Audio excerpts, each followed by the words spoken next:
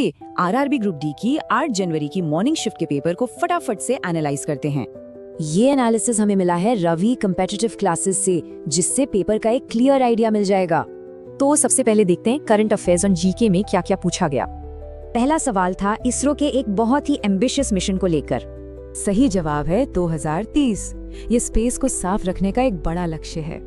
अब एक सवाल इंडियन स्पोर्ट्स एडमिनिस्ट्रेशन से, और इसका जवाब है हमारी legendary athlete Anju Bobby George. Sports से अब आते हैं फाइनेंस पर। एक सवाल नए टैक्स रूल्स पर भी था। तो अब नई टैक्स फ्री लिमिट है 12 लाख रुपए। ये एक जरूरी अपडेट है। चलिए अब एक सवाल एनवायरनमेंट से देखते हैं जो AQI पर था। तो देखिए 401 से 500 का स्कोर मतलब गंभीर या सिवियर कैटेगरी। अब आते हैं फिजिक्स पर, जहां सीधे सीधे फॉर्मूला बेस्ड सवाल आए। जैसे ये पोटेंशियल एनर्जी का सवाल सिर्फ PE = mgh फॉर्मूला लगाना था। और इलेक्ट्रिक करंट के लिए भी ओम्स लॉ पर एकदम सीधा सवाल।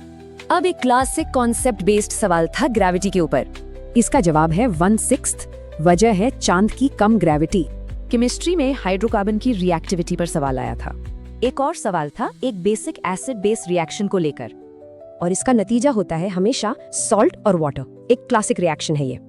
चलिए अब आखिरी सेक्शन बायोलॉजी के सवालों पर नजर डालते हैं। एक सवाल था जर्मिनेशन की परिभाषा पर, मतलब बीज का अंकुरित होना।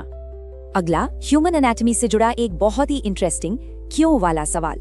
इसका कारण है स्पर्म प्रोडक्शन के लिए थोड़ा ठंडा टेम्परेचर बनाए रखना। तो सार ये है कि बेसिक्स और लेटेस्ट इवेंट्स पर पकड़ ही कामयाबी की कुंजी है। तो इस एनालिसिस के बाद अब रिवीजन में सबसे ज्यादा फोकस किस पर होना चाहिए?